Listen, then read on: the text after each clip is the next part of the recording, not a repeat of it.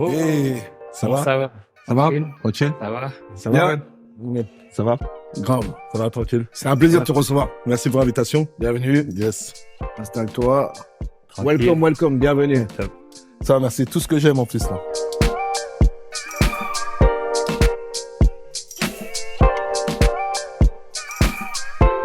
Bonjour à tous et bienvenue sur le podcast Chez NDU, chez avec Tony. Alors, Tony, c'est quoi le... Bonjour pod- Adrien. Salut, ça va? Ouais. Bien, tranquille. Alors, c'est quoi le principe de ce Le podcast? principe du podcast, c'est de recevoir un invité qui a réussi à vivre de sa passion. Alors, je vais commencer par Ouais. présenter notre invité aujourd'hui, qui a réussi à vivre de sa passion, mais plutôt de ses passions, parce Ses qu'il en a passions. deux. Exactement. Il s'agit du rap et du basket. Alors, je vais commencer déjà pour ceux qui ont grandi dans les années 2000. Si je vous dis, ouais, gros, ou alors, on va faire quinquin, C'est facile, hein? vous pensez à quoi directement? Ça vous fait penser à 113, Rof, Intouchable. Mais en fait, tout ça, c'est Mafia Quinfri. Et sans cet invité-là, qu'on a aujourd'hui, Mafia Quinfri ne serait pas là, parce que c'est lui qui est à l'origine de tout ça. Et c'est aussi un acharné qu'on reçoit aujourd'hui, parce que la quarantaine passée, il a décidé de se relancer dans les études. Lui, qui a quitté l'école super tôt, il se retrouve sur les bancs de l'école pour devenir quoi? Très ambitieux, très ambitieux. Son diplôme d'État pour être entraîneur de basket. C'est fou ça quand même. Ouais. Mais on va en parler. Mais ouais, aujourd'hui- On va en parler en détail. Eh ouais. Du début à la fin, on va c'est aller. clair. Donc nous avons aujourd'hui l'honneur de recevoir Manuel Coudray, a.k.a. Manuquet, a.k.a. le coach. Comment ça va? Ça va, super. Ça va? Cool. Tranquille? Nickel. C'est Eh un ben, plaisir de ouais. te recevoir. Moi aussi, avec plaisir. Super. Alors on va commencer par le début. Ouais. Tu as grandi à Orly. Mhm. C'était comment l'ambiance à la maison et aussi l'ambiance aussi culturelle, musicale? C'était comment? Ouais, l'ambiance, moi, je suis arrivé à Orly à l'âge de 5 ans avec mes parents. Donc, à l'époque, c'était, eux, quand ils sont arrivés, c'était exactement 1961. Et puis, ils ont décidé d'acheter, à l'époque, c'était plus facile d'acheter. Ils ont acheté à la résidence Sanotera qui se trouvait à Orly. On a acheté un 5 pièces parce qu'on était une fratrie. On était 4 frères, puis ma mère, il y avait son frère aussi qui venait de temps en temps à la maison, et puis mon père, donc on était 6 ou 7 à la maison. Et tout le temps, il y avait des allers-retours et tout. Et puis, j'ai grandi comme tout jeune de banlieue, hein, dans une petite banlieue qui s'appelle Orly, près de l'aéroport, où il y a ce vivier un peu multiculturel avec des noirs, des blancs, des arabes, un peu de tout, quoi. Et puis voilà. Et puis d'abord le sport, passionné par le football, comme tout jeune qui met deux ballons avec deux équipes qui s'affrontent et voilà. Et puis Moi, je sais ouais. plus. Ça existait, Olivier Tom, à l'époque? c'est un peu après années 80, Olivier Tom. Ouais, Voilà. on nous a bien engagé Ouais. ça. hein, Ouais, voilà. Olivier Tom. Bon, voilà, des petits tournois, tu vois, comme je te disais, deux ballons, il y a une équipe là-bas, une équipe là, et puis ça se confond, ça s'échange et tout. Et puis petit à petit, le foot jusqu'à l'âge de 17-18 ans.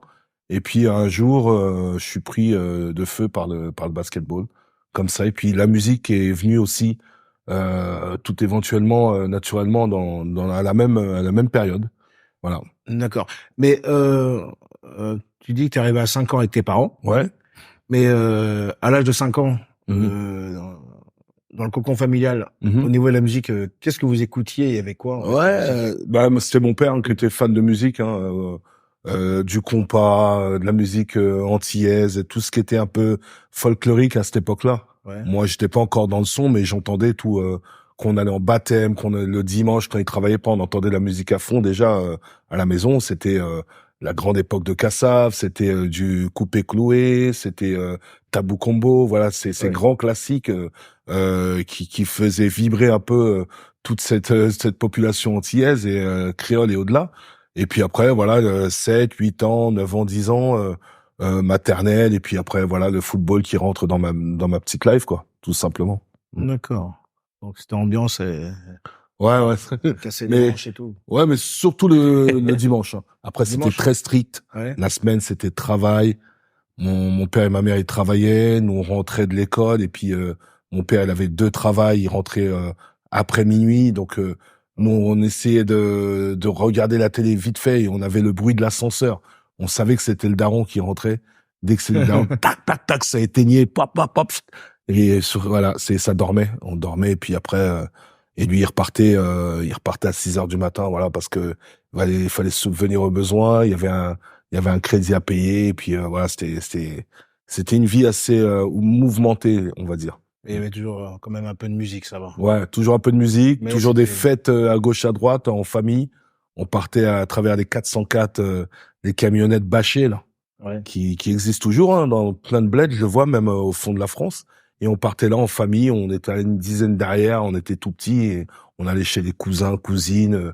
On dormait sur le ventre d'un cousin qu'on n'a jamais ouais. revu après, mais on disait que c'était notre cousin quoi. Mais voilà, c'était C'était la vraie vie. ouais, c'était la life, c'était l'insouciance, on se souciait de rien, on partait, on déjeunait du pain au beurre comme tout entier, et on rentrait 3 jours après avec le même calbar, mais on s'en foutait quoi, tu vois. Ouais. C'était La joie de vivre. voilà, c'était une belle époque et qui est devenue un petit peu plus dure par la suite, mais on a vécu comme on a vécu quoi. Voilà. Bon, c'est important, la base familiale, c'est tellement important. Et Exactement. le vivre ensemble. Ouais, exactement. Et ce qu'on a est différent maintenant. Ouais, Mais, tout a changé. mais c'est vrai que c'est bien de repenser à ça, Ouais. d'entendre ce que tu dis, parce que tu sais, c'est le côté positif. Donc on est là, on se dit, ah, on aurait voulu vivre à cette époque-là avec toi. Ouais, Tu vois il y avait tellement de valeurs dans Ouais. l'esprit familial à l'époque. Tu vois, il y a des choses où tu comptais pas, c'était pas du 5 étoiles, tu vois, on vivait avec l'essentiel, tu vois. On vivait, on jouait au foot, on montait, on mangeait rapidement un petit bout de biscotte avec un petit carré de chocolat ou une orange, ça suffisait, quoi. On allait, la porte était ouverte chez le voisin, on y allait naturellement et voilà, il y a eu tellement un fossé depuis 20 ans, 30 ans qui s'est fait. Donc voilà, peut-être que ça a évolué je sais pas comment, l'éducation a évolué aussi, donc voilà, tout a changé quoi. Mais à l'époque, il y avait aussi une MJC Ouais, bien sûr. en bas de chez Ouais. toi. Arrivé à l'âge de 16-17 ans, je retrouve cette MJC qui s'appelle Pablo Neruda, qui est à 100 mètres de chez moi, qui est à 100 mètres de la résidence résidence à Terrain. Et cette MJC, je regarde, il y a un baby-foot, il y a une table de ping-pong, je dis ah tiens, ça a l'air pas mal, pour l'instant elle est fermée, et j'y retourne, c'est fermé, puis un jour il marque ouvert mercredi 14h, et puis je rentre, je suis accueilli par ce directeur qui est resté très longtemps là-bas, qui est toujours là, Asdin Zogby. Donc il nous accueille, il dit voilà, c'est une maison des jeunes, elle est ouverte à tous, c'est gratuit. Il y a des jeux de société, il y a du ping-pong. Bientôt on va faire du judo en bas. Voilà, vous pouvez venir là le mercredi et samedi. Je dis ah ouais tiens, ben au lieu de tourner en rond, s'asseoir, parler, ben l'été comme l'hiver, on va se retrouver là. C'est ça la progressivité, c'est fait là quoi. C'était toujours le vivre ensemble. Et c'est vrai que Exactement. à l'époque, on dit MJC, mais c'est maison des jeunes culturels. Des jeunes, voilà, c'est ça. Qu'on appelle maintenant centre d'animation. Au centre d'animation ou centre socio-culturel, voilà. Parce que c'est vrai que nous on dit MJC facilement comme ça, mais c'est vrai que C'est vrai que je viens de découvrir maintenant ce que ça voulait dire, MJC. Voilà. Et après, il y a plein de synonymes comme ça. Tu vois, avant, à l'époque, on chantait, on se moquait des chansons qui disaient, je sais pas si vous vous rappelez cette chanson qui disait YMCA. Ah bah, en creusant un peu, bah, le YMCA, c'est un peu le même principe, en fait. Et ça s'est développé dans les États-Unis. Et le YMCA, c'est un bâtiment à Harlem où les gens se regroupaient et ils s'échangeaient à travers leur communauté et comment ils allaient, culturellement, socialement, comment ils allaient développer des choses. Ah ben, le YMCA, ça existait déjà à Harlem. Il me semble que j'avais été, moi, à New York. Voilà. Le regroupement, des MJC, c'est fait aussi un peu comme ça, des centres sociaux depuis les années 80. Et puis après, ça a évolué comme ça a évolué, quoi.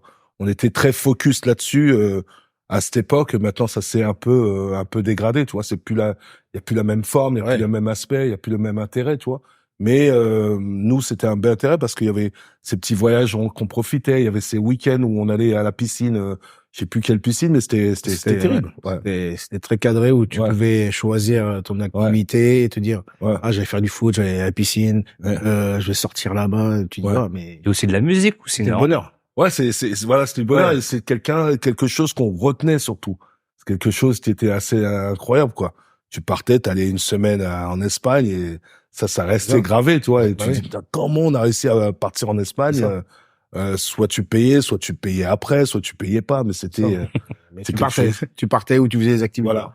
Et puis après, dans le même engouement est venu, cet amour pour les mots, en fait, avant entraînant dans cette MJC, bon, il y a une petite salle, il y a des feuilles, en écoutant la musique que mes grands frères commençaient à écouter à la maison. Après le départ, ouais. Excuse-moi, et c'était quoi le style qu'ils écoutaient tes grands frères? Jazz rock. Jazz rock, parce que ouais. à l'époque des parents, enfin quand t'avais 5-6 ans, ouais. c'était tout ce qui était zouk, compas. Zouk, après le papa est parti, lui. Voilà. Le papa est parti moi j'avais 11 ans quand il a quitté le foyer familial. Donc mes grands frères, eux ils étaient déjà 16, 17, 18 quand commençait à arriver à la majorité, il y avait les copains qui venaient à la maison, viens on fait une boum, c'est grand chez toi, waouh. Puis ma mère elle était ouverte à tout, donc elle disait pas de problème et tout. Eux ils arrivaient, ils barricadaient en noir, ils mettaient des spots et puis c'était parti, hein, jazz rock, funky, et bam bam bam ça tabassait et tout et puis il y avait le salon, il était plein, franchement c'était Et à l'époque tu mixais? Non, moi j'étais tout jeune, moi j'étais assis, je regardais t'es pas passé par la case DJ? Non, pas du tout.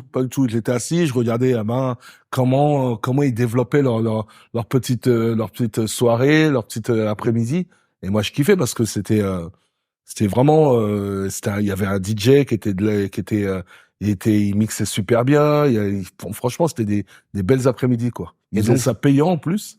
Excuse-moi, et donc si t'étais assis alors, tu ne dansais pas non plus? Non, j'observais déjà. Ah, toi t'étais déjà observateur. Déjà dans l'observation. D'accord. Voilà. Et donc jazz rock. Ouais. Funky. Ouais. À l'époque de MJC, tu commençais à découvrir les mots. Le hip-hop parce que après, avant qu'ils quittent la maison, c'était Radio Nova. Dans les années 80, 82, 84, comme ça. Ouais. Radio Nova, c'est soirée du dimanche minuit avec Lionel D Dynasty, voilà qu'on découvre. Et puis eux, quand ils partent de la maison, le poste cassette reste, il reste en ma possession, donc je récupère ce poste et moi je continue mon développement à écouter ces Radio Nova et tout. Et après, je commence à enregistrer des petites émissions. Et puis ces mêmes cassettes, je les ramène à l'MJC. Et puis c'est comme ça que je fais le lien entre les amis. Écoute, c'est pas tout le monde qui connaissait ces genres de soirées qu'il y avait. Et moi, je le fais découvrir à pas mal de personnes, dont Mistaflo, que je rencontre, était dans la même ville que moi. Et puis c'est comme ça qu'est venu le lien, un peu, cette cohésion entre amis, en fait, tu vois. Ces après-midi nous ont un peu amenés à discuter, à faire plein de choses. Ouais. Mais à l'époque, parce que la MJC à l'époque, il y avait la MAO, musique assistée par ordinateur. Tu as fait ça aussi à cette époque-là? Non, boîte à rythme. Boîte à rythme, Roland, SPR Roland. C'était c'est Roland, je sais plus comment, mais boîte à rythme. J'étais très porté sur les boîtes à rythme moi, à l'époque. Parce que je savais qu'avec ça, on pouvait faire des petits instruments, mais c'était rythmique, hein, très simple.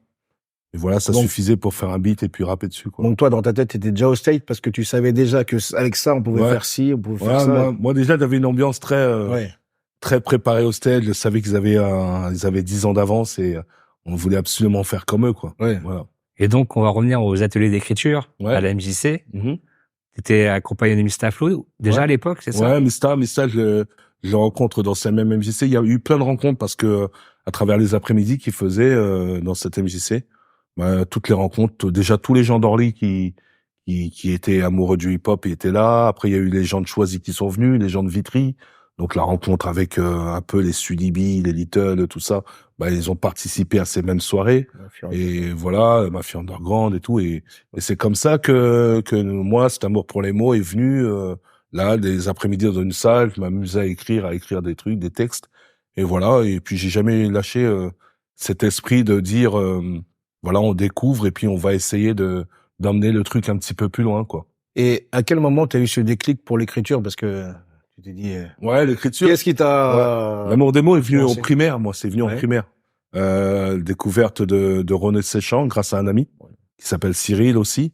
Et c'était en CM1, voilà. Il me prête une cassette, il me fait découvrir Marche à l'ombre, tout ça. Et moi, au début, j'en veux pas, tu vois. Je dis, mais c'est quoi ce blanc avec bandana, là, son bandana rouge, là, j'en veux pas. Elle me dit, si, écoute, tu vas voir, ça va te plaire. j'écoute une fois, deux fois et ça commence à me plaire parce que j'entends le Renaud, il disait tout haut ce que personne voulait entendre, quoi, tu vois. Et ça, j'aimais bien ce principe-là. Et puis après, tu découvres Lola, Marche à l'ombre, Viens chez moi, j'habite chez une copine. Et puis c'est des titres comme ça qui m'ont un peu alerté. Et puis j'ai commencé à recopier ce qu'il racontait. Et puis après, moi, je me suis mis à réciter les chansons de Renaud par cœur, tu vois. Et puis je dis putain, c'est bien comment il raconte ça. Il y a un refrain, il y a les mots sont très simples et ils sont percutants. Et c'est ça cet amour des mélodies, des mots, c'est venu comme ça en fait, grâce à Renaud Séchant. T'es vraiment genre d'artiste qui, tu vas prendre une recette et la décortiquer en te disant mais exactement comment ça s'est passé, comment il l'a fait, de quelle manière, voilà, pourquoi, comment. Et quand tu reviens 10 ans en arrière, c'est même quand mes frères faisaient une soirée, j'étais là, je regardais, j'observais.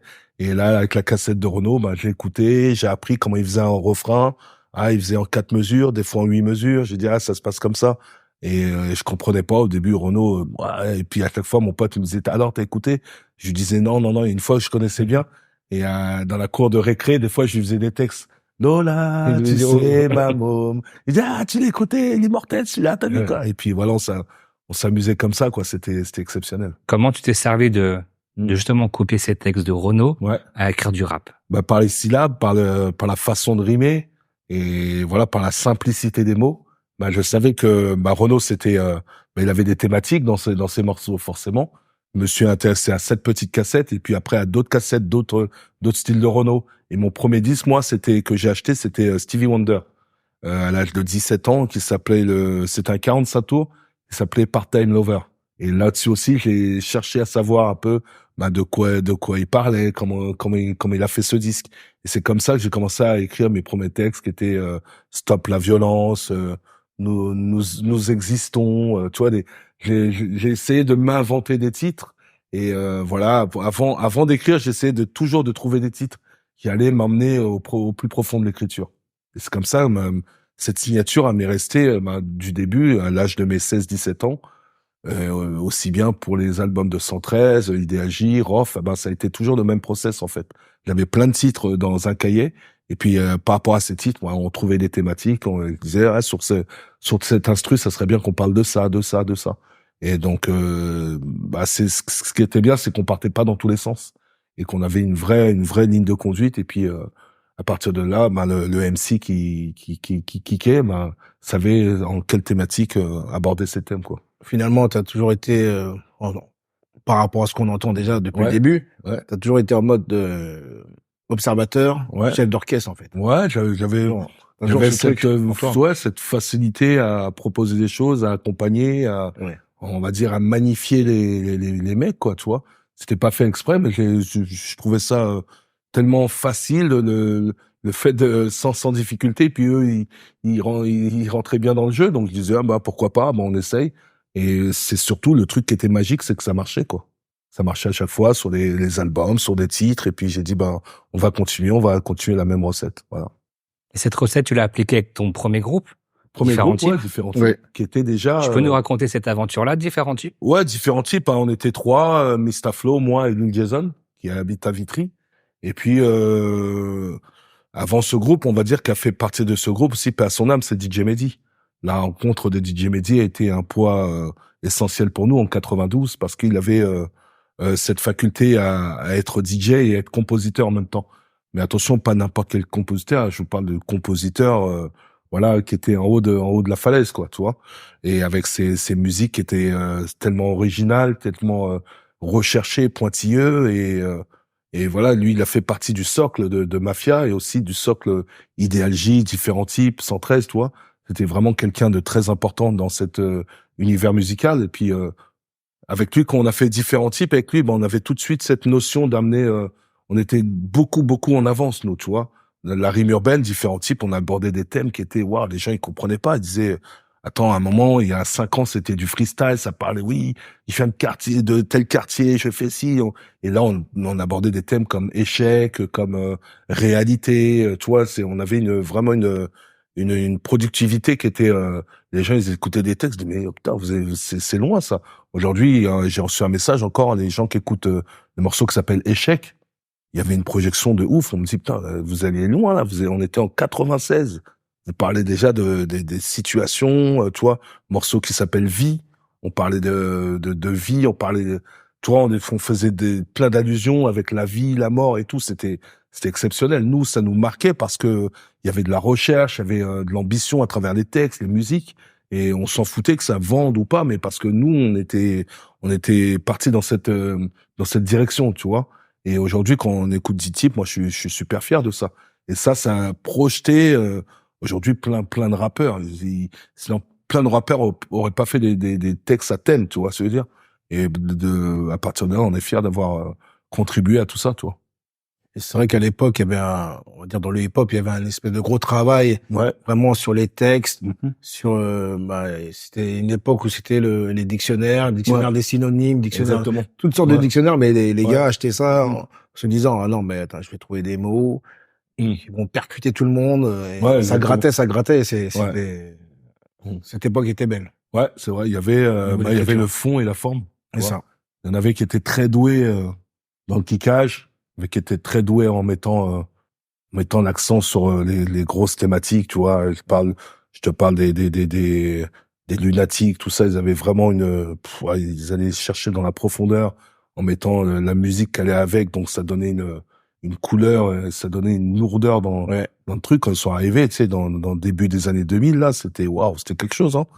Et après, t'avais les Oxmo, tout ça qui percutait bien aussi avec Time Monk et qui amenait aussi d'autres trucs. Puis après, il y a eu Mafia Cafri, qui amenait une autre direction qui était rue et en même temps qui était assez cinématographique dans les textes et tout. Et ça a été une richesse pendant une quinzaine d'années sur nous, quoi.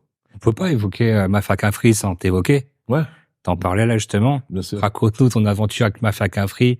Comment en fait, comment t'en es venu justement à justement repérer le potentiel de ces jeunes, parce que on va pas rappeler l'aventure de Kerry James qui te regardait et que tu as dit viens, on la connaît par cœur. Mais j'aimerais savoir aussi justement ton côté, comment t'as fait pour justement driver ces gens-là pour en arriver jusque là où ils en sont aujourd'hui, qu'on connaît tous, mais ils sont quand même passés par toi avant. Exactement, tout part en fait, tout part de quelque chose, tout part de Kerry. Et après, il y a un élan qui est fait derrière, il y a un rassemblement, comme tu dis. Kerry connaît un tel, et puis ils savent que moi, je suis très proche de Mehdi, et forcément, la lumière va passer entre moi et Mehdi, tu vois. Et Idéal J, des connexions, des freestyles. Qui dit freestyle dit groupe qui se rejoint. Il y a 113, bien évidemment. Après, Intouchable, OGB, Carlito. Et je suis amené un peu à driver ces groupes-là dans un studio. Et la connexion se fait là. Et puis, en fait, ce qui est bien à cette époque-là, c'est qu'on est tous unis par la même passion. Voilà, on peut pas tricher, en fait. Il n'y a pas de compétition. On est unis par la même passion et c'est ce qui nous motive et c'est le moteur. Le moteur, c'est la musique, c'est ce qu'on raconte, c'est comment on est passionné par cette musique. Et au fur et à mesure qu'on avance dans les années 93, 94, on se rend compte que on marque quelque chose, on arrive à emmener de plus en plus de monde avec nous. Et puis le nom Mafia Cafri, c'est pas moi qui l'ai trouvé, c'est quelqu'un qui s'appelle Doumal Parrain. Il l'a trouvé par hasard un jour, il faisait un freestyle, il a dit Mafia Cafri, on a trouvé cette hymne assez bien et ça nous correspondait bien. Et puis en continuant à élaborer nos petits projets, on a vu qu'en s'accrochant, on a pu faire une petite tournée avec Idéal J. Cette petite tournée nous a amené à rencontrer d'autres producteurs. On a pu faire un vrai disque. Et à partir de ce vrai disque, ce disque s'est étendu un peu dans la France entière, Et puis c'est comme ça qu'on a su emmener tout le monde avec nous. Mais c'était quelque chose d'assez fun, d'assez magique. Il y avait pas vraiment c'était pas écrit en fait, tu vois. C'était tout cet art d'emmener des gens naturellement et avec l'envie de faire quelque chose. Déjà de faire du bon son, de qualité. Tu vois, c'était ce qui était irréprochable, c'est qu'on était en studio ou sur scène, on faisait toujours du travail de qualité parce que on avait cette envie de montrer qu'on venait d'une banlieue qui s'appelait la banlieue sud 94 et que nous on était de ce groupe pionnier Mafia Cafri et qu'on allait montrer notre éventuelle détermination à faire du bon rap français déjà et surtout de la bonne musique de qualité. Donc c'est comme ça que voilà, Kerry, lui, il a été très fort dès le début. Je lui ai inculqué cette valeur de la scène qui était importante. Bah comme c'est un gars qui est intelligent, il a pris très vite. Et puis voilà, et puis lui, il a démontré tout le monde. Et puis et moi en studio, bah je faisais en sorte que les mecs d'abord qu'on soit ensemble, qu'on s'éclate, tu vois, avec la bonne humeur. Et quand il fallait faire de la musique, je disais bon les gars, c'est vrai que ça fait 5-6 heures qu'on s'éclate là, mais il y a quand même 2 morceaux à faire et puis il reste 5-6 heures quoi, tu vois. Et puis à partir de là, tout le monde bossait dans son coin. On était comme un peu dans une formation écolière. On était une dizaine à gauche, à droite. Chacun venait voir les textes de ah, t'en es où et tout. Vas-y, kick-le-moi à l'oreille. On écoutait. Oh ouais, non, vas-y, mais pose-le. Qu'est-ce que t'attends? Ouais, t'es sûr, c'est bon. Ouais, et c'était d'un naturel et chacun se disait les trucs, tu vois. C'est au micro et quand il y avait un truc qui va pas, non, franchement, les 2 dernières phrases moyens. Franchement, reviens, tu peux faire mieux. Ça m'est arrivé à moi, ça m'est arrivé à plein de monde et ça, c'était c'est cette richesse qu'il y avait à l'époque, tu vois. Et c'est comme ça qu'on se challengeait. Il y avait pas de compétition, mais il y avait une telle compétition naturelle et ça kickait fort. Et voilà, c'est comme ça que la solidité du groupe Mafia Qu'un Free s'est fait de par les expériences de chacun en studio, sur scène, quand on se jetait dans la foule après show business, c'est comme ça que la cohésion s'est faite et puis d'un naturel, j'avais même pas besoin de dire non, attention, toi, attends. Non, c'était c'est fait à la rigolade et je t'ai dit surtout ce qui nous unifiait, c'était cet amour des mots, de la passion de la musique et de dire que voilà, on vient de Vitry, on vient de Choisy, on vient d'Orly, et on représente toute cette banlieue et puis plus loin tous les quartiers de France quoi. Ça c'était magique quoi.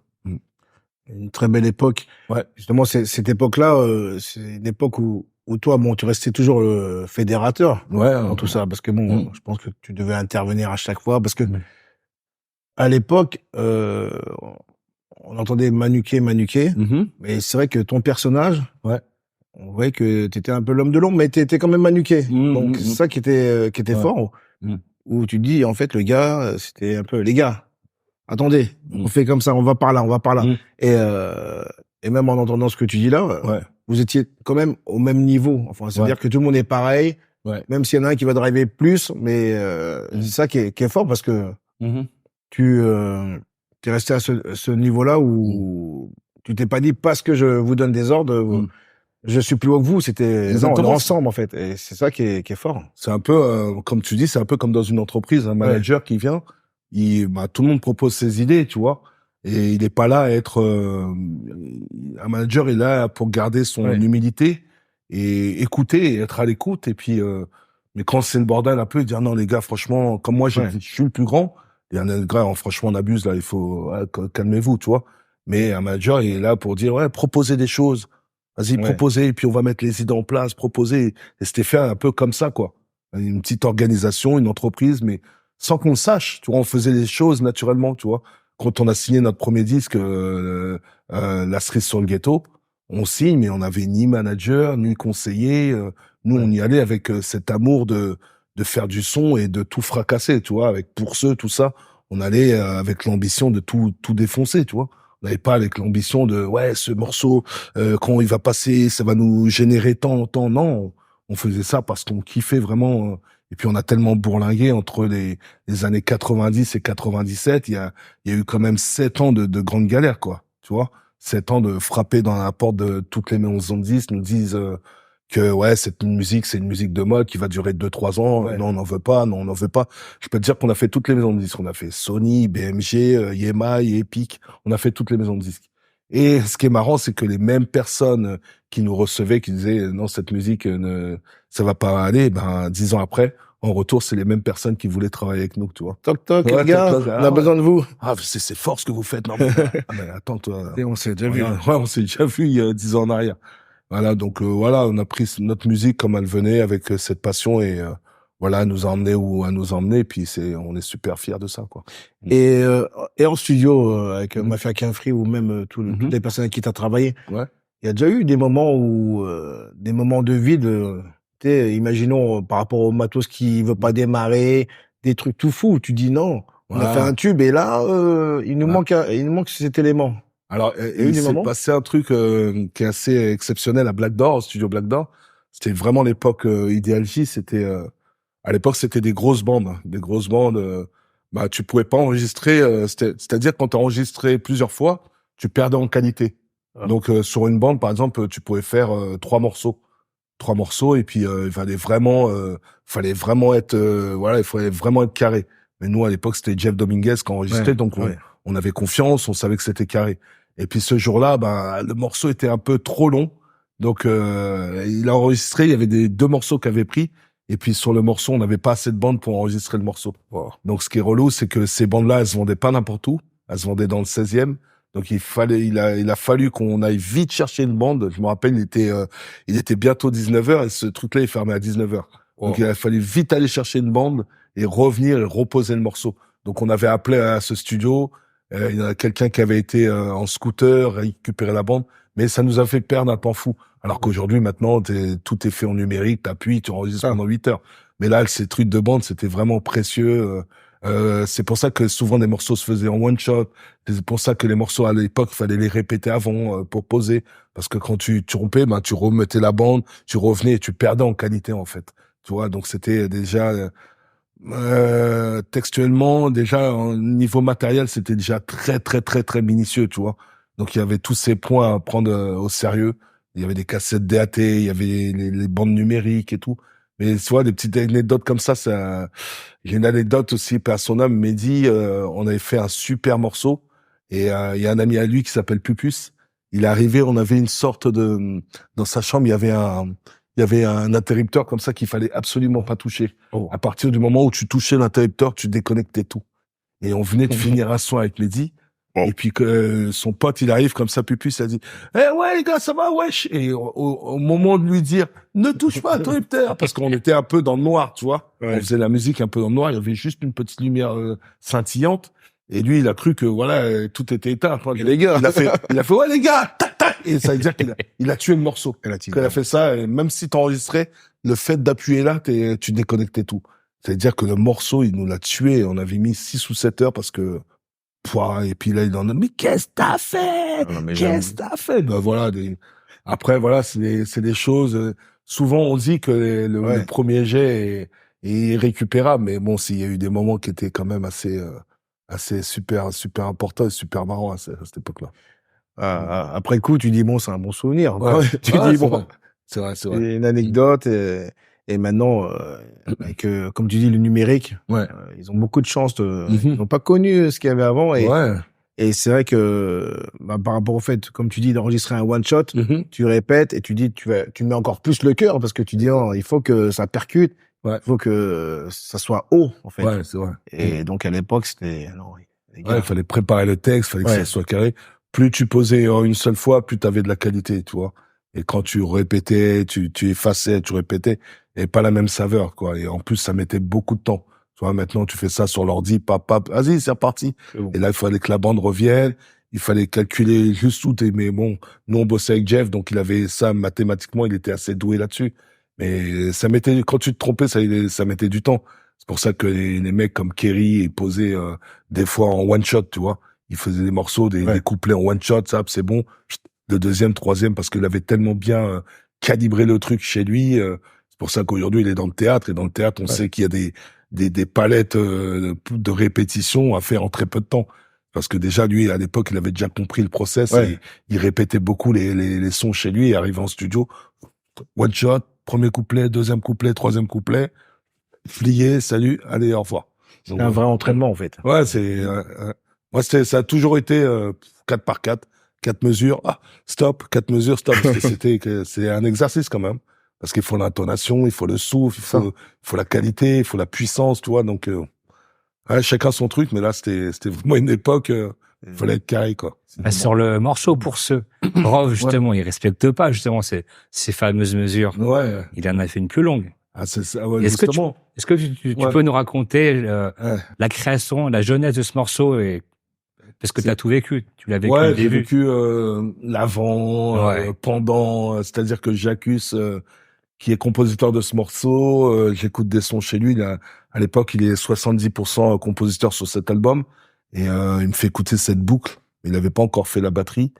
Et on bossait sur un autre morceau chez lui. Puis après, il a enfin fini la boucle et il dit ramène-le demain, on va leur faire écouter et tout. Et quand il ramène ce morceau, nous on bossait déjà sur un autre morceau en bas des tours. Je crois qu'on bossait là-dessus en studio. Et puis après, je dis vas-y, j'accuse, fais-leur écouter le morceau de. Et puis quand il fait écouter la boucle avec le beat qui démarre, les mecs sont devenus fous. Et le premier à poser c'est Rof. Il avait déjà écrit pas mal de choses dessus. Et puis il a rajouté des lignes. Et puis après il commence à kicker, mais c'était tellement puissant, mais c'était trop long en fait. Et puis après on a dit non mais coupe-le là ton. Et le début qu'il avait kické, ça faisait vraiment refrain. Donc on a décidé de le laisser comme ça quoi. On n'a pas voulu faire un format 8 mesures. On a dit comme c'est un freestyle, il y aura tout le monde dessus. On a laissé ça, on l'a laissé tel quel. C'était vraiment c'était un un moment très mémorable et ça a été très vite ce morceau parce que chacun s'enchaînait et puis il y avait une sorte de rebondissement à chaque fois. Il y avait des mots qui revenaient pas, donc il y avait chacun balançait son petit vécu là-dessus et c'est ça qui est fort dans ce morceau. C'est fait tellement vite et d'un naturel et d'une puissance que je me rappelle après l'enregistrement sur ce morceau. On a dû rester au moins 2-3 heures dans le studio à réécouter. Et ce qui est bien, c'est un one shot parce que jamais quelque chose a été changé sur ce morceau. Ça, c'était fort. Et tu penses qu'un jour on entendra la première version de ce morceau? Première version. Avec Wow. tu sais l'extrait de la BO de Bruce Lee au tout début. Ouais, je pense pas. Non. Je pense pas. À moins qu'ils aient encore des bandes ou quoi. Non, je pense pas. Mais ce qui est vraiment magique sur ce morceau, que c'est comme je t'ai dit, c'est jamais rien n'a été changé. Une fois que les mecs ont posé, one shot, c'était terrible. Top ça. D'accord que la chanson Ouais. a été changée. Et le clip, on en parle un peu ou? Ouais, le clip, Romain Gavras, voilà, terrible. C'est des mecs qu'on suivait déjà sur l'internet, dans les MySpace, tout ça. Ils faisaient des super, des petites histoires à travers leur caméra. Et puis un jour, on s'est dit avec Moko, on se dit putain, faudrait qu'on trouve ces mecs-là, on va les appeler et tout. Et puis le morceau de Pourceau n'était même pas mixé. On a fait une cassette. On a dit à l'ingé de nous faire un CD, pardon. Et on a été les voir. Ils habitaient à Montreuil. CD. Ouais, À l'époque. ouais, déjà. Ils habitaient à Montreuil et on a dit voilà, on a fait un morceau, Mafia qu'un free. On aimerait que vous nous trouviez une idée dessus. Et les mecs ils ont écouté, ils sont là. Et Moko dit ouais, on aimerait que vous nous donniez une réponse. Il dit non, ça y est, ils disent ça y est, on l'a l'idée. Après on dit vas-y, dis. Bah ça c'est le quartier en une journée. Vous allez raconter le quartier en une journée. Et on peut le faire quand? Bah il dit on était jeudi, samedi. Samedi, on vient avec nos caméras et nous on avait encore l'image de tourner un clip avec des grosses caméras comme ça. Il dit non, on va venir avec notre petite caméra DV. Et puis on va passer dans chaque quartier et vous allez kicker. Je dis, ah ouais, prévenez tout le monde. Voilà, ça va se passer. C'est comme si on racontait le quartier en une journée. Puis nous, on a dit, vas-y, on va alerter tout le monde. Et puis on est arrivé, il y a clip, nanana, ouais, il y a clip à Vitry, partout. Et puis il y a une anecdote encore, qu'on a commencé le clip à Orly, à la Demuline, les flics qui sont arrivés. Et heureusement qu'on venait de tourner, ils ont fait casser la première DV en direct. On dit vous m'effacez ça là tout de suite. Donc ils ont été obligés de casser. Et pour quelle raison? Tu connais un attroupement. Sans y aller, on casse la une caméra. Centaine de personnes attroupées. Ça crie. Les voisins ils appellent. Ouais, il y a des des négros qui crient dans la rue et eux, les flics ils arrivent, ils arrêtent tout. On casse tout. On casse tout. Ouais, vous m'effacez ça et tout. Ouais, voilà, il est effacé. Ouais, voilà, on la jette. Dès qu'ils sont partis, ils ont pris une nouvelle cassette. Bon, on est obligé de recommencer. Déterminé. Ça, c'était du one shot. Ça allait tellement vite, du boucan et c'était reparti, quoi. Et même, il y avait une espèce de battle entre Orly, Choisy, Vitry. C'est à qui faisait le plus de bruit dans ce clip-là, non? Ouais, c'était ça l'esprit. L'esprit, c'était ça en même temps. C'est qui poussait le plus et tout. Et c'est ça qui donnait de la vivance au clip. C'est ça qui donnait, même toi, tu le dis, il y avait une espèce de battle, mais qui était tellement symbolique à l'époque dans cette histoire de hip-hop et pour aussi ce clip qui était pour ceux où chacun racontait un peu son vécu personnel d'une journée, tu vois. Et c'est ça qui était magique, tu vois. Et chaque Orly, ça poussait, il y avait des motos. Arrivé à Choisy-le-Roi, il y avait tous des poteaux qui se bousculaient. Et arrivé à Vitry, il y avait un attroupement. Et... non, c'était terrible. Hein. Et Joinville aussi, qu'on participait. Et puis après, ils nous montent, je me rappelle le jour où ils nous ont montré le clip. On avait fini de mixer et tout. On reçoit la cassette. Nous, on l'avait vue. Et ça, c'était magique parce que un petit peu de temps avant, on était encore en deal avec, on n'avait pas signé encore.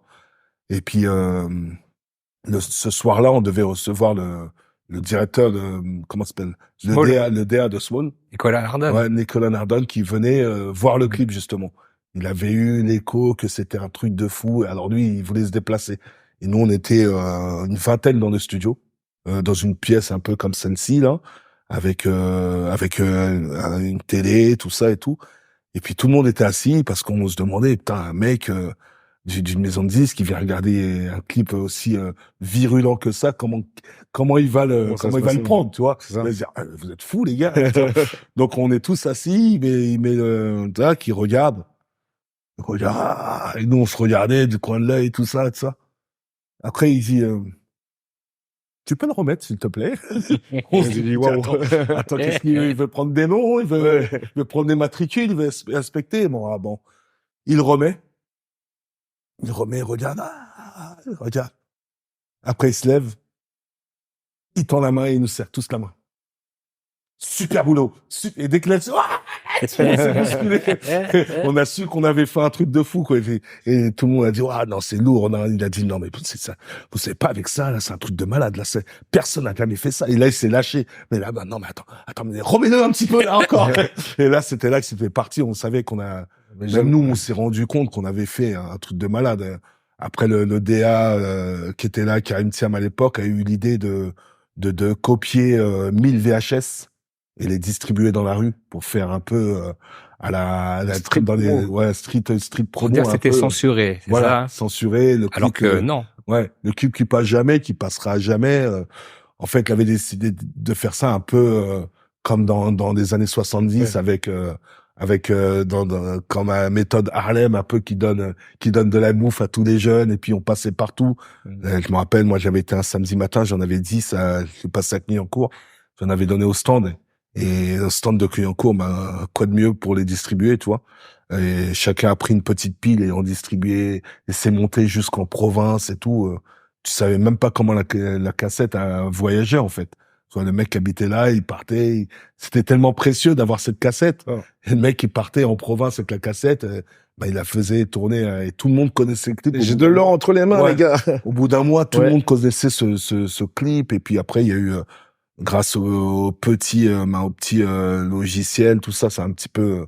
Je crois il y avait Bouscapé à l'époque et on commençait à le diffuser. Il y avait quelques médias et puis c'est comme ça que le clip a été une hiérarchie de fou, quoi. Mais c'est fort quand même de passer de la cassette VHS à tout ce qui est internet, machin, et d'arriver à durer et se dire bon, le clip il voyage dans les années. Exactement. Et voilà. Et surtout les morceaux sont connus, les morceaux dès que tu le mets dès le début, ils savent que c'est ça et c'est ça qui a amené ce petit goût de rareté, c'est ce qui a donné cette authenticité à ce morceau et cette ferveur, quoi. Vous avez été aussi sur Skyrock. Ouais. Pour faire un freestyle anthologie. Apparemment, t'as une belle anecdote dessus. Ah oui, il y avait cette fameuse animatrice on avait fait un grand freestyle d'anthologie et elle avait oublié d'appuyer sur record. C'est dur. Ça, c'était dur. Et c'est après qu'elle nous dit, les gars, vous énervez pas, j'ai quelque chose à vous dire. J'ai oublié d'appuyer sur record. Waouh. C'était compliqué, hein, de donner beaucoup d'énergie comme ça et puis de dire qu'on a oublié. Et comment ça s'est passé une fois qu'elle a dit ça? On a dû le refaire, mais quoi qu'il arrive, il y a pas la même énergie, mais on n'a pas le choix en même temps. Hein, tu vois, c'est fait. Ça m'est déjà arrivé en interview, ça. Mais après, tu es obligé de le refaire, quoi. C'est passé, hein, tu peux pas revenir en arrière. Hein. Voilà, on lui dit dans l'oreille que Romain n'a pas enregistré depuis tout à l'heure. Non, je plaisante. T'inquiète, Romain, c'est un boss. C'est le réel de l'émission. Moi, j'avais une question. Ah, d'accord, excuse-moi. Dis-moi, à cette époque-là, tu faisais du sport à côté? Tu faisais du foot, basket? Non, basketball, toujours, ça a été toujours ma ma deuxième passion après le foot. En fait, moi, je suis amoureux du sport, hein, tous les sports confondus, tous les sports confondus. Ouais. Et puis le basketball, ça a été mon rythme, c'est ce qui a rythmé ma vie en fait. Entre la musique, le basket, je faisais du sport dans ma ville, Orly, voilà, pour me défouler un peu. Et puis une fois que j'avais souvent fini les entraînements, hop, c'était studio. Ah. Donc ça m'animait un peu mes journées. Et puis les rebondissements, le basketball, c'était quelque chose qui était à cette époque, c'était vraiment Orly, le basketball, venir nous battre à domicile, c'était quelque chose de crucial, et les gens aimaient cette ambiance orlysienne où il y avait des fois le gymnase qui était plein, 400 personnes, et pour essayer de nous battre, il fallait vraiment voilà, déjà tu perdais le match, puis tu perdais tu partais souvent avec voilà, c'était quelque chose de fort quoi à cette époque-là. Et tu avais toujours cette position de joueur qui observe, qui drive les équipes aussi. J'aimais toujours, moi, dans ce club, je suis resté à peu près 27 ou 28 ans dans ce même club. D'abord en tant que joueur et après en tant qu'entraîneur, tu vois. Et j'ai vu les choses à des dimensions qui étaient minimes, tu vois. On est parti de que dalle. Après, j'ai eu cette confiance des dirigeants et les bénévoles qui étaient autour de moi, et j'ai su comment les emmener à dire voilà, on va former une équipe, un groupe. Et puis ils m'ont suivi dans la démarche, tu vois. Ouais. Et je suis parti de rien, on est monté 5 années d'affilée. Et puis comme ça on a pu faire un groupe de basket qui était assez sympa entre potes, tu vois. Et on a pu avoir cette petite culture en cohésion, où on sortait tous les samedis soirs après les matchs, on allait ensemble au resto, et puis ça donnait une cohésion très forte au groupe, et c'est pour ça que on était dur à battre, tu vois, parce qu'il y avait cette solidarité qui était déjà exemplaire à l'époque, et j'ai vite su qu'il fallait ça absolument à cette époque, et surtout ce qui se faisait en termes social, en termes de groupe, en termes de cohésion, c'était super important dans un groupe qui était déjà assez virulent, où les mecs se connaissaient, mais il y avait toujours cet ego qui joue plus, qui joue moins, qui marque plus. Et ça nous confortait dans notre façon de jouer, notre façon de s'exprimer à travers les entraînements, à travers plein de choses. Et puis même quand ça allait pas, hein, on faisait quand même ces réunions de bouffe entre nous, ces sorties. Et puis ça donnait tout de suite. Après c'était plus du basket parce qu'on se connaissait de plus en plus. Il y avait des gars que je connaissais depuis 15 ans dans l'équipe, et puis ça nous a encore plus solidifié. Et puis après on a partagé des trucs super intimes, tu vois. Il y a eu des décès des parents, on allait tous à l'enterrement, et puis c'était des moments très éprouvants. Et derrière il y avait les matchs, et ça donnait une certaine saveur. Voilà, c'était des super moments que j'ai passés à Orly et que j'oublierai jamais, quoi. Des potes qui sont plus que des potes maintenant, tu vois. Ok. Et au niveau du basket, parce qu'il y a un moment, tu as fait un peu une pause musicale. Ouais, exactement. Et pour aller plus dans le basket, parce que tu t'es dit non, le basket, il faut que je passe les frontières du basket, que j'aille plus loin, en fait, à un moment. Tu t'es pas dit ça? Ouais, il y a aussi cet arrêt, c'est vers 2011, 2012, où il y a ce décès de Mehdi, décès de mes parents. C'est quelque chose qui m'a quand même freiné, tu vois, en termes de musicalité. Donc à un moment j'ai pris du recul, et je me suis dit voilà, comment j'enchaîne ma vie à ce moment-là, à l'âge de 38, 40 ans. T'as encore de la musique, t'as fait le tour, ça fait 25 ans que t'es là. On a fait le tour, on a fait des albums, on a fait Mafia Cafri, voilà, on a fait notre tournée et tout, et voilà, Manuquet, c'est bon, à un moment, on va laisser place aux jeunes, place aux plus jeunes même, c'est des très jeunes maintenant qui font de la musique. Et je me dis, tu vois, la vie à l'avant, c'est qu'est-ce que je vais faire? Et moi, qu'est-ce que j'aime, c'est coacher, c'est entraîner, c'est accompagner, c'est éduquer les jeunes, tout ça. Je me dis, pourquoi pas me lancer un peu plus dans le coaching, mais professionnellement, tu vois. Et puis je commence à passer des formations qui sont retourner sur le banc de l'école, c'est pas facile, hein, pour tout le monde. Surtout moi, l'école, c'était pas quelque chose qui me poussait à être assidu, tout ça. Donc, mais j'étais quelqu'un voilà, je savais faire pas mal de choses, mais sur les bancs d'école, quand j'étais jeune, j'avais pas le temps, quoi. Moi, je voulais voir autre chose, surtout quand la musique est arrivée, j'avais plus le temps. Vous pouvez pas rester assis. Ouais, voilà. Voilà, il fallait que je bouge. Et puis, arrivé à cette époque, quand je repasse les diplômes, la première chose que j'ai fait, c'est de prendre du recul. Et il fallait que je sache m'entourer. Je me suis dit, il faut que je sache m'entourer. M'entourer de qui? Des gens qui ont l'expertise et des gens qui allaient dans la formation. Quand tu vas dans la formation, forcément, tu fais des rencontres et t'es obligé de partager tes expériences et raconter un petit peu ton vécu, où tu veux aller, et puis et qui tu es en fait, qui tu es et qui tu veux être sur le terrain. Puis je rencontre mes amis qui sont Karim Moubekri que je connaissais déjà, Julien Zoa que j'ai découvert dans les années 2010-2011, et c'est comme ça qu'on est tous passionnés par la même chose. C'est éduquer, former, évoluer à chaque fois dans des formations et commencer à comprendre comment le métier d'entraîneur se développe et comment il se schématise par le technico-tactique, par l'esprit de rassembler, l'esprit d'unifier une équipe, de faire qu'un et d'avoir un projet collectif, tu vois. Et moi, j'étais d'abord amoureux du collectif depuis des années, et puis c'est comme ça que j'ai appris sur le tas, tu vois. J'ai appris sans diplôme initial en entraînant des jeunes, des moins jeunes, des filles, des garçons. Et ces formations, en France, on est obligé d'avoir un diplôme pour être rémunéré. Donc, je me suis accroché à ça. Malgré les échecs, j'ai toujours pris du recul et essayé de repartir. Et puis, je me suis accroché. Et puis, voilà, après, j'ai validé un diplôme, 2 diplômes. Puis, on arrive au diplôme fédéral, qui est quand même un bac+2. Et puis, je me suis pris la tête. Comme une expertise, pas dormir des nuits, c'est compliqué. Je l'ai fait, je me suis accroché. Puis, la plus grande peur, c'est d'arriver devant le jury et voilà le moment fatidique où tu te dis c'est ton heure, quoi. C'est à toi d'expliquer qu'est-ce que tu fais là, pourquoi t'es là, et qu'est-ce que tu vas leur expliquer, pourquoi on te donnerait ce diplôme et pas un autre, tu vois.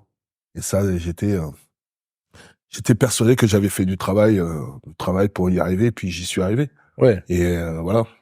Mais tu t'es dit de toute façon toutes les épreuves que j'ai passées, que ce soit la musique, le basket, toutes les épreuves de la vie, tu t'es dit ouais, moi aussi je peux y arriver, hein, je suis pas aussi plus qu'un autre. Bien sûr. Donc, tu t'es toujours dit je fonce, j'avance. Ouais. C'est un échec, mais ça me permet d'aller encore plus loin, parce que tu te remets en question à ce moment-là. Ouais. Et c'est vrai que c'est bien par rapport à ce que tu dis, parce que ça motive encore plus de se dire le gars il est quand même autodidacte, il arrive, il rebondit à chaque fois, bim bam, parce qu'il en veut. Exactement. Et moi mon souhait à travers ça, c'était de pas seulement entraîner, mais d'essayer de toucher à plein de choses, tu vois. Ouais. Il fallait être curieux, il fallait que je m'intéresse à tout, surtout à cette époque. On pouvait se servir de YouTube, il y avait tous les réseaux sociaux, tout ça. C'était là que c'était fort. Je me suis dit, au lieu de me consacrer uniquement au coaching, je vais me consacrer aussi à la prépa physique, à le logiciel vidéo. Je me suis dit, allez, je vais me lancer un peu dans tout, quitte à avoir plein de petites billes, tu vois. Et comme ça, plein d'arcs à mon cou, comme. Et j'ai passé mon diplôme de prépa physique à l'INSEP. Je me suis inscrit dans une formation de montage de vidéos. Donc, je savais faire pas mal de choses. Donc, comme ça, au moins, je serais pas perdu une fois que je serais bien lancé. Et force, c'est le travail paye. Et puis, comme on dit, puis je me suis accroché. Et puis, avec une ligne directrice où j'ai jamais lâché l'affaire. C'est des épreuves. Hein. C'est vrai que c'est dur. Des fois, tu te couches à 7-8 heures du matin. Et puis le lendemain, tu dois retourner en formation à 300 bornes, doit être à 11 heures, tu vois, tu repars comme ça sans avoir dormi, mais ça a été fédérateur, ça m'a cultivé, ça m'a fait grandir, ça m'a permis de mieux m'organiser, ça m'a fait faire plein de rencontres qui ont été déterminantes à travers ma vie, tu vois. Et je pense aussi que le fait aussi on a un âge où on fonde une famille, on a une famille. Exactement, ouais. Et ça aussi, c'est un leitmotiv. Ouais. Je pense qu'à ce moment, tu vas dire, non, il faut que, c'est un rôle. Il faut pas rigoler parce que, à un moment de ta vie, tu dis, il y a 7 jours dans la semaine. On va pas s'amuser pendant les 7 jours, tu vois. À un moment, il faut, t'as des choses à rendre quand t'es en formation, sinon, t'es pas validé. Il y a des choses à rendre sur les plateformes. Après, t'as ta formation qui dure 2-3 jours, il faut répondre aux questionnements que les formateurs t'ont envoyé, ça va être la thématique. Quand c'est à toi, tu peux pas te cacher, tu vois. Ouais. Et moi, il fallait que je m'accorde au moins 2-3 jours dans la semaine, me dire voilà, là c'est pour les potes, on va s'amuser. Et puis le mercredi, jeudi, vendredi, ça je me l'accorde à cette formation et puis je vais être assidu là-dessus. Et puis c'est comme ça que je me suis forgé un peu, je suis rentré dans une espèce de carapace et je bossais, j'éteignais mon portable, je me prenais la tête. Et puis quand c'est bien rentré, j'appelais les potes et qu'est-ce que t'en penses? On faisait nous-mêmes des examens blancs comme ça et pour s'auto-juger, tu vois. Ouais. Et ouais, c'est bien, change ci, change ça. Et puis voilà, c'est mieux comme ça. Et puis ce que j'aimais bien à cette époque, c'était par exemple avec mon ami Julien Zoa, lui il venait à mes entraînements, prendre mon entraînement en tant qu'entraîneur, et moi j'allais dans son équipe entraîner son équipe. Et ça leur permettait de voir un autre entraîneur et vice versa, tu vois ce que je veux dire. Pas mal. Ça, c'était bien, c'était super intuitif et surtout, on avait les retours des joueurs qui connaissaient pas l'entraîneur qui allait les voir. Il disait, il y avait des retours qui étaient assez percutants, persuasifs et qui nous faisaient avancer en même temps, tu vois. On avait ces petits retours-là entre nous et c'est ça qui nous a fait vraiment avancer. Il y avait pas d'histoire on se disait la vérité, quoi. On se disait, voilà, la thématique aujourd'hui, c'est peut-être, on disait, vas-y, la défense, tout terrain. Donc, on travaille là-dessus. Et puis, moi, j'allais dans son club, voilà, on va défendre de tout terrain, c'est comme ci, comme ça. Et puis après, on avait ce retour entre nous. On se disait, bon, là, il faut que tu sois un peu plus juste. Et on s'est formé nous-mêmes, tu vois, avant d'aller se former dans les formations où il y a ces entraîneurs, ces formateurs qui sont assez réputés, nous, on se le faisait déjà entre nous. Et ça, c'était super fédérateur. J'ai trouvé ça super dans la démarche. C'était quelque chose qui m'a vraiment marqué, qui m'a vraiment fait avancer à cette époque. Et je pense que aussi dans ton rôle de père, ça aussi c'est une partie qui fait que tu dis non, je me dois d'avancer encore plus vite. Exactement. Des responsabilités. Ouais, exactement. Donc ça c'est des plus dans la vie. Tu dis non. C'est un travail, ça te fait avancer dans la vie et aussi ça te fait te professionnaliser. C'est forcément à un moment tu vas devoir à servir un club, tu vois. Et nous là, on est là pour répondre à un besoin, tu vois. Le besoin c'est la structure, c'est les joueurs, c'est les autres sphères qui te font venir là et qui te rémunèrent pour le travail que tu vas faire à travers le terrain, tu vois. Et là-dessus, il faut pas rigoler, tu vois. Il y a le temps de s'amuser parce qu'il faut pas aussi arriver en mode Hitler dans l'institution, être toujours allez, tu vois. Faut des temps quand même, faut que ça soit un peu fun, tu vois ce que je veux dire. Si on fait pas ça avec plaisir et passion, je vois pas ce qu'on va faire d'autre. Le sport, si on n'y arrive pas au travail avec ce plaisir, je vois pas dans quel travail on va arriver avec du plaisir. Donc c'était ça un peu l'engagement que j'avais tout au long de mes expériences et mes formations, quoi. Aujourd'hui, là, je suis presque à la fin. Je prépare un diplôme d'état supérieur. C'est le haut niveau, ça veut dire que c'est un bac+5, équivalent comme si c'était un master 2. Et voilà, aujourd'hui, j'ai 52 balais, je me dis, j'ai fait de la route. Mais je me dis aussi que un cousin à moi aux Antilles qui me dit, c'est pas mal pour un gars qui a été à l'école le dimanche, quoi. Tu vois?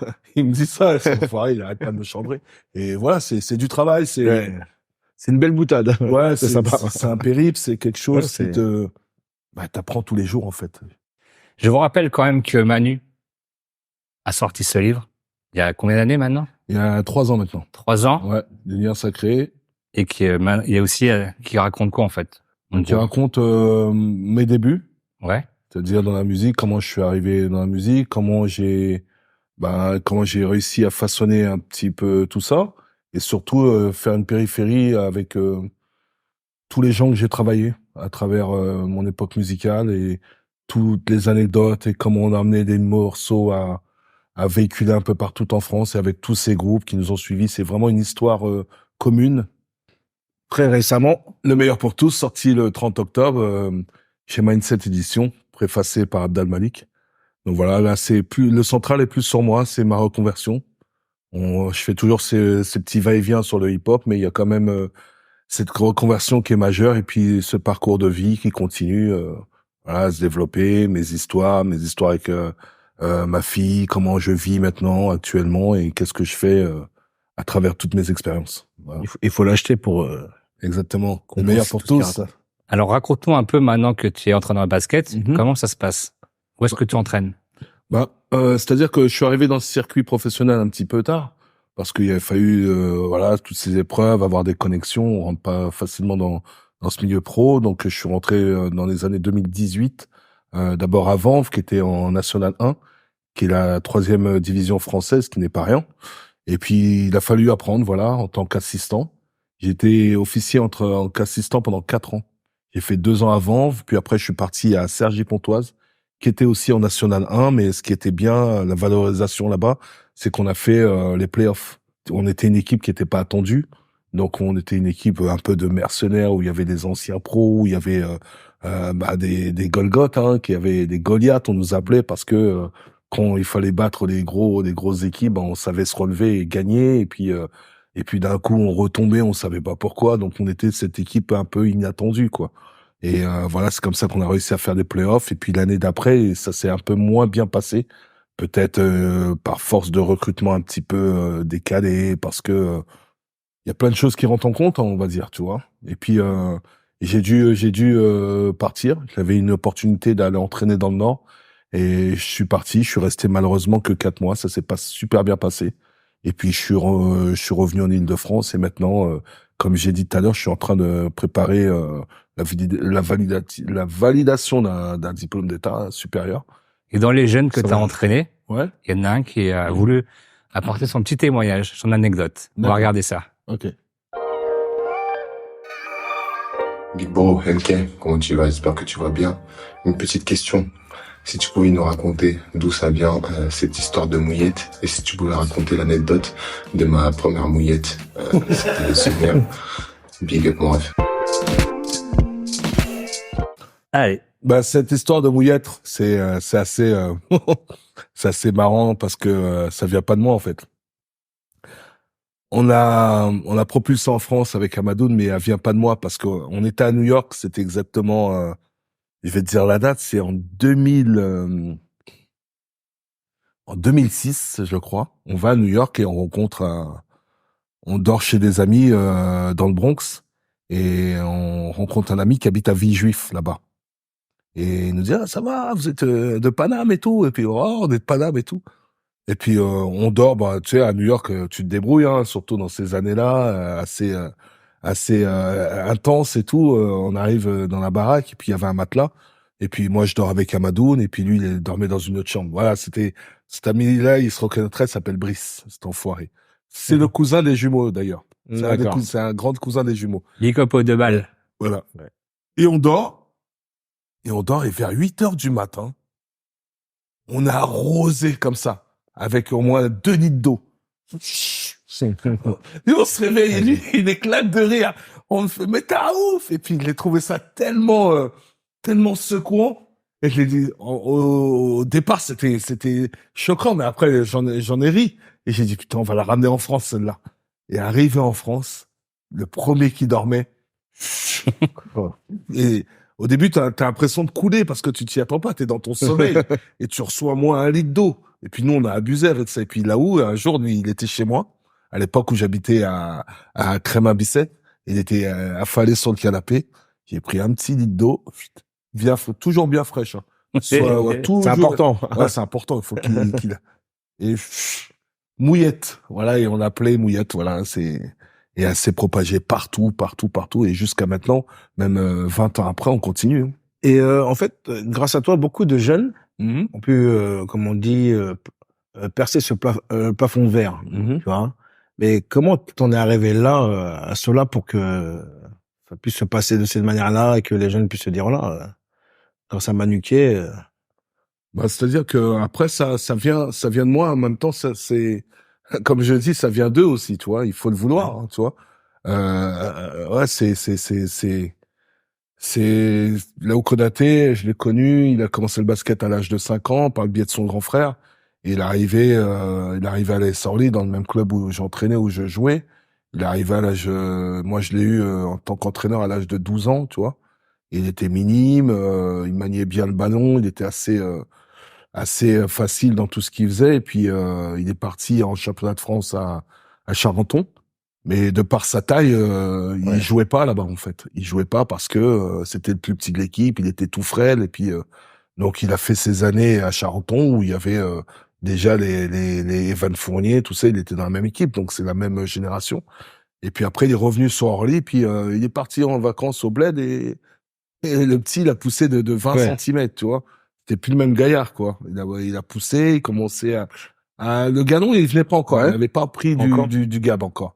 Par contre, il avait grandi, il avait énormément grandi, donc il allait déjà vite, il avait une adresse, il avait une habileté des deux mains, et puis là, après, forcément, bah il y a le gab, il commence à se former, commence à se matcher, commence à un petit côté athlétique, un petit côté defense, tu vois, qui était déjà bien, et puis voilà, après c'est que de l'envie, pousser le mec, lui rappeler les valeurs de la vie, lui dire lâche pas, quand il y a des coups de mou, c'est de le rappeler, d'aller le voir où il joue à 800, 900 kilomètres et après quand il fait des matchs tentaculaires où tu le vois qu'il est dans une équipe, il attend sur le banc pendant 1 an, il joue pas, puis tu vas dans l'année d'après, sa première rentrée, il te claque 15 points et l'entraîneur, il a compris qu'il pouvait plus s'en passer, donc il le remet à chaque fois sur le terrain.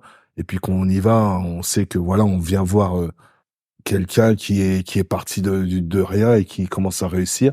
Et c'est 5-6 ans après qu'il t'appelle, il dit ouais, je t'appelle parce que il y a Vincent Collet qui m'a appelé pour l'équipe de France. Et là, tu te dis waouh, ça c'est fou quoi, ce petit jeune qui vient d'Orly, qui vient du square 5 squares de Foucault à Ossaules et il a appelé en équipe de France, tu vois. T'as d'un côté en même temps t'es là à te dire ouais ce petit là tu l'as magnifié, tu l'as poussé, tu lui as donné que des bonnes paroles et maintenant aussi toi derrière aussi il faut pousser parce que toi aussi t'as un rôle à jouer, c'est pas que lui qui doit grandir, c'est toi aussi qui dois grandir, tu vois. Après des fois tu vois il y a des périodes qui sont un peu plus dures, donc il faut être là aussi, tu vois, il faut accompagner, il faut avoir les mots justes, tu vois, il faut pas dire faut pas faire comme tout le monde, ouais, tu t'en fous lui, vas-y, non, tu vois. Faut être posé, continue à t'entraîner derrière, développe autre chose, reste concentré, je pense que on est là en fait, nous on est là, je pense que les gens ont pas compris qu'on est là sur terre pour servir en fait. On n'est pas là pour prendre, gratter. Nous on est là pour répondre à un besoin, pour servir et plus tu sers, plus on te redonne derrière, tu vois. On te redonne pas forcément monétairement, mais avec les mots, avec la valeur, avec l'estime de soi, tu vois. Et ça, moi j'ai toujours pris ça comme un engagement social et aussi un engagement qui reste humain, tu vois. Peu importe ce que tu fais, on appelle et pas plus tard que la semaine dernière, je parlais avec un pote, il me disait qu'au States, ils appellent ça le die empty, c'est-à-dire mourir vide, tu vois. Tout au long de ta vie, que tu fais que consommer plein de choses, voilà, et puis arriver à 70, pour d'autres 80, 90 ans, ah ben t'es obligé de donner aux enfants, les gens que t'aimes, t'es obligé de transmettre. Parce que tu vas partir, forcément, tu dois partir vite, tu vois. Et c'est à partir, voilà, à cet âge-là, il faut transmettre des valeurs, des bonnes choses, et continuer à véhiculer des choses qui nous font avancer, et pas seulement nous faire avancer à 2, à 3, mais tous ensemble. C'est comme ça qu'on fera le chemin inverse que les gens ne veulent pas où on aille, tu vois. Et c'est comme ça qu'on va, comme je dis, on va rassembler, soi-disant, les gens qui peuvent pas se rassembler, tu vois. Rassembler à aller vers l'avant. Je pense qu'il y a que comme ça, en faisant des choses, comme pousser des petits vers le domaine du sport, pousser d'autres petits vers le chemin de l'école et aller plus loin. Tu vois, c'est ce genre on va dire, c'est ce genre de manifestation qui fera qu'on avancera tous ensemble et dans la meilleure des choses, quoi.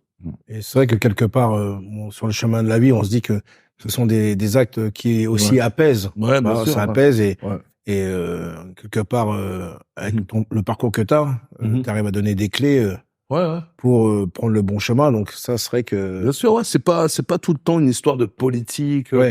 Toujours, c'est les politiques, c'est gna gna gna. Non, et c'est à nous aussi de montrer qu'on a cette capacité, cette force de caractère pour avancer, pour proposer des choses. En fait, c'est de faire ensemble, quoi, tu vois. Tant qu'on fera pas des choses ensemble et de construire ensemble des choses, on peut on n'y arrivera pas, quoi. Avec les idées, chacun ses idées, et puis il faut se rassembler, essayer de faire plein de choses, tu vois. Aujourd'hui, t'as Kerry qui fait du théâtre, qui fait du film, il y a, voilà, Rimka qui continue dans ses œuvres et tout. Plein de gens font des trucs et ils essayent encore de démarcher dans ce qu'ils connaissent, et s'ils peuvent emmener plein de gens derrière eux, tant mieux, tu vois, ce que je veux dire. Au moins, ils auraient développé quelque chose, et puis, moi, je suis là à répondre à un besoin, que ce soit dans le basket, encadré, formé, voilà, toujours les plus jeunes. Et puis au-delà de ça, dans le social, j'essaie d'amener, à travers le livre aussi, à amener cette compétence qui est de transmettre mon message, qui est un message un parcours de vie, voilà, de dire que qu'importe l'âge qu'on a, on peut quand même continuer à apprendre, voilà, tout simplement. Tu en es l'exemple. Voilà. Alors on en parlait. Exactement. C'est qu'il y a... Continuer à apprendre à n'importe quel âge, et quel que soit le métier. Moi, j'ai choisi ce métier d'éducateur, de formateur. Il y en a qui peuvent choisir le métier d'ingénieur, il n'y a pas d'âge, en fait, pour apprendre. On n'est pas, c'est pas quelque chose qui est figé, se dire, il faut des études pour faire ce truc-là. Non, il faut apprendre, il faut être curieux, il faut se former, il faut être, voilà, on peut très bien aussi, comme je l'ai fait, moi, changer de voie à n'importe quel moment, tu vois. On peut tout de suite se dire, voilà, bon, le métier que je fais, ça me plaît plus, hop, je pars sur autre chose. Je vais essayer autre chose parce que ça, peut-être que ça me correspond mieux. Et voilà, se former, se repartir vers une autre voie. C'est aussi l'idée du bien-être, et se dire que tu peux changer de voie, puis d'un seul coup te dire, je me sens mieux maintenant dans ma peau. Voilà. Et jamais trop tard pour décider ça. Voilà, du jour au lendemain, je suis parti sur autre chose.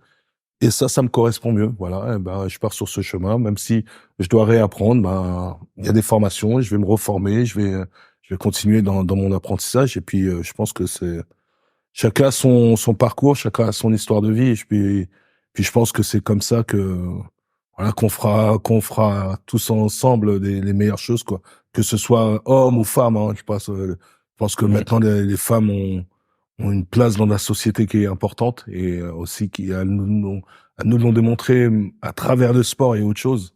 Je pense que ensemble on peut faire pas mal de choses. Et ça serait pas mal que on espère avoir un troisième livre. Avec tout ce que tu dis là, ça serait un peu le résultat de toute cette transmission. Ouais, c'est l'écriture, ça vient à partir du moment où j'ai passé le cap. Il y a des cycles comme ça qui viennent avec l'inspiration. Pour l'instant, j'y suis pas, mais bon, ça, je pense que à un certain moment, je vais devoir être dans la continuité, forcément. Et les gens demandent d'autres parcours. Pourquoi t'en es arrivé à là? Pourquoi tu passes un diplôme supérieur? Ça va être quoi la suite? Pourquoi pas le raconter, quoi. Et le raconter, tu penses, à travers un film, un documentaire, une série? J'en ai pas pensé. Il y en a qui m'ont dit, est-ce que tu vas faire un biopic sur toi? Pour l'instant, j'ai des images, j'ai des trucs, je suis conscient que c'est important. Je suis conscient que de mettre des choses en image, parler de moi, d'un parcours, c'est quelque chose qui pourrait se faire. Maintenant, il faut l'écrire, il faut le réaliser. Il faut être patient aussi. Et si c'est fait, j'aimerais bien que ça soit fait avec une cohérence et une logique, et surtout que ça soit beau, quoi. Tu vois. Voilà. Le message est passé. On note. Bon, maintenant, je crois que c'est l'heure du quiz. Ouais. Un petit quiz. Alors, à ton avis, le thème aujourd'hui du quiz, ce sera quoi, à ton avis? Putain, on a parlé de tellement de choses. Je sais pas. Je suis ouvert à tout, moi. Eh ben, avec Tony, on s'est dit pourquoi pas revenir à ta première source d'inspiration, le chanteur Renaud. Ouais. On va faire un quiz sur Renaud aujourd'hui. Il n'y a pas de souci. Quel est son vrai prénom? Tu as trois réponses. Renaud Séchant pour le A, Renaud Péchant pour le B, ou Renaud Téchant? Je reste sur Renaud Séchant, moi. Exactement. Quelle est sa date de naissance? Est-ce qu'il est né le 11 mai 1952, le 11 mai 1953 ou le 11 mai 1954? Renaud, c'est un 53, je crois. Non? C'était à une année près. Avant ou après? Avant. 1952. 52, ok. Je me suis trompé là-dessus. Quel est le titre de son premier album? Wow. A. Marche à l'ombre. B. Amoureux de Paname. C. Laisse béton. Laisse béton. Bip. Non. Non? Marche à l'ombre, alors. Bip. Amoureux de Paname. Quel est le parrain de sa fille Lolita? Est-ce que c'est Franck Langolf, Jean-Pierre Boucolo ou Coluche? Tu te poses une colle, là. Je sais qu'il y avait beaucoup d'affinités avec Coluche. Allez, on ira pour le 1.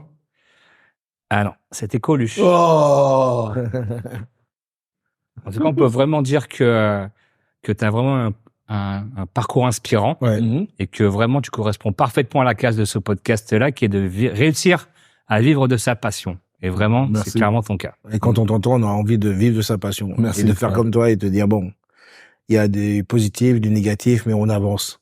On avance toujours en mode, on y arrivera et... Bien sûr. Qu'importe le temps, il faut y arriver, voilà, au fur et à mesure. Ouais. Voilà. Et puis quand on sent les choses, on fait les choses aussi. Exactement. C'est aussi ça qu'on retient, c'est observer, prendre du recul. C'est ça qu'on retient aussi de ta personne. Ouais, observer, prendre du recul et surtout ne pas avoir peur de se tromper, toi. Ouais. Souvent, les jeunes ont peur de se tromper, se dire souvent le regard des autres, tout ça. Il faut pas avoir peur de se tromper et surtout, on est dans une heure de temps où il faut essayer plein de choses. Vous êtes jeune, allez-y. Hein. Comme on dit, on met un genou à terre, mais tant qu'on n'a pas mis les deux, c'est bon. Exactement. Voilà. Donc, et après, surtout avoir l'entourage qui reste assez assez propre à soi-même et pas s'entourer de n'importe quel monde et pas avoir plein de sons de cloche. Tu vois. oui. Ça, c'est important. Et pour te suivre sur tous tes réseaux, t'as Instagram, Instagram, j'ai tout. Instagram, Facebook, Twitter, j'ai tout. Manuké, MKDon. Voilà, vous me suivez partout et puis voilà, continuez à pousser. Et puis on rappelle ces bouquins là, ils sont là. Tous les bons disquaires, Amazon, compagnie, voilà, le meilleur pour tous. Et même les petites librairies aussi, c'est important, les librairies indépendantes. Voilà. Pour ça. Voilà. Alors, je tiens à remercier Romain qui a fait la réalisation. Je tiens aussi à remercier Mousse, sans qui tu ne serais pas là. Voilà. Ouais, merci. Et puis aussi mon petit frère Zui, qui est un grand fan de toi, qui m'a aussi aidé pour les questions. Yes, big up à lui. Alors. Ouais. Et puis voilà, qu'est-ce qu'on peut sauter de plus? Que le livre aille encore plus haut en 2024. Okay. Et que tu aies ton diplôme. Voilà, j'espère. Voilà. Ça c'est que, comme dirait l'autre, c'est que de la littérature, tout ça. Voilà. En tout cas, merci beaucoup. Merci à vous. Merci à toi. Merci. Ciao. Peace. Yes. Yes.